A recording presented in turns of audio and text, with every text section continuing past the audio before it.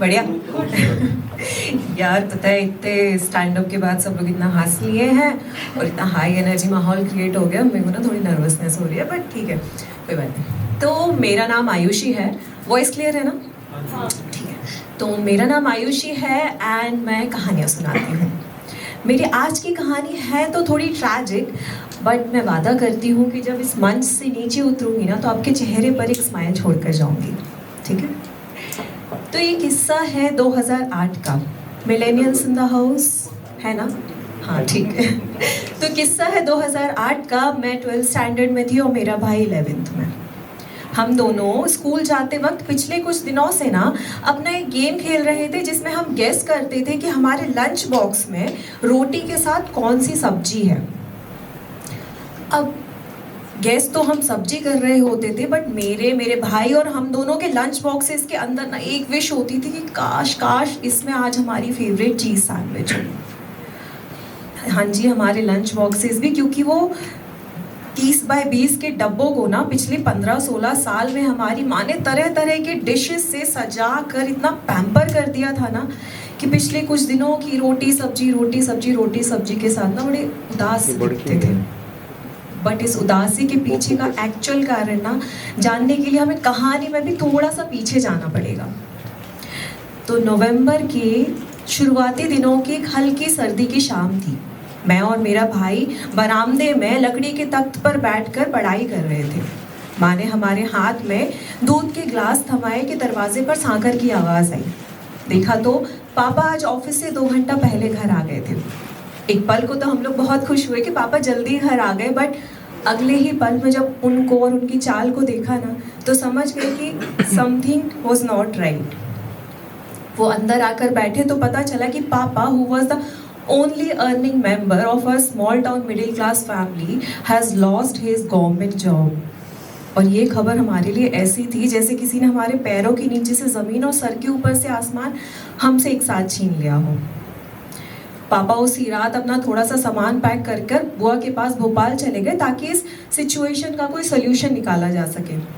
और यहाँ माँ हमारे अभी अभी टूटकर बिखर चुकी जिंदगी को समेट कर उसी आकार में रखने की कोशिश करने लगी जिसमें वो ये खबर मिलने से पहले थी।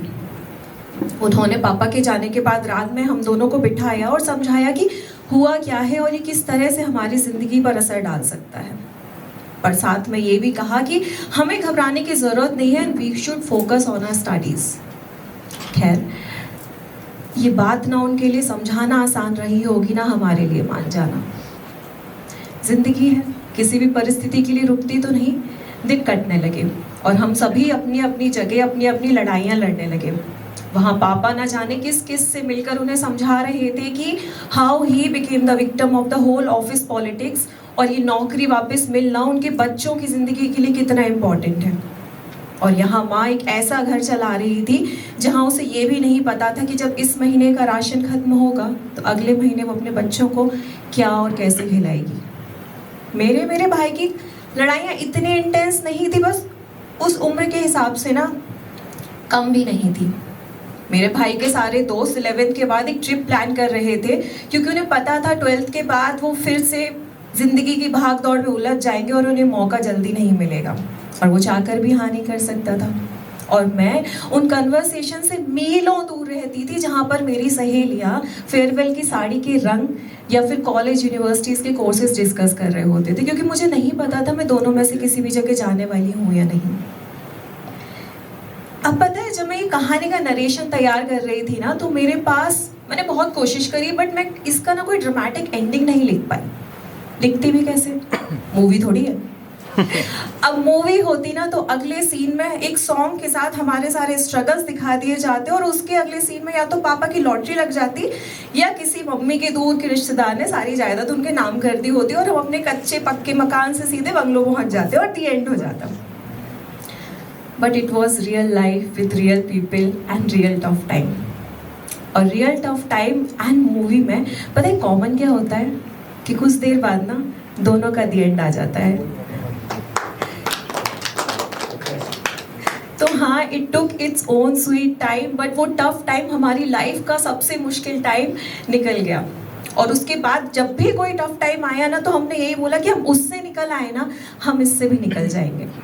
और ऐसे ही एक दिन जब मैंने और मेरे भाई ने अपना गैसिंग गेम खत्म करके वो डब्बा खोला ना, तो उसमें बहुत बहुत बहुत दिनों बाद हमारी फेवरेट चीज़ सैंडविच थी। Thank you.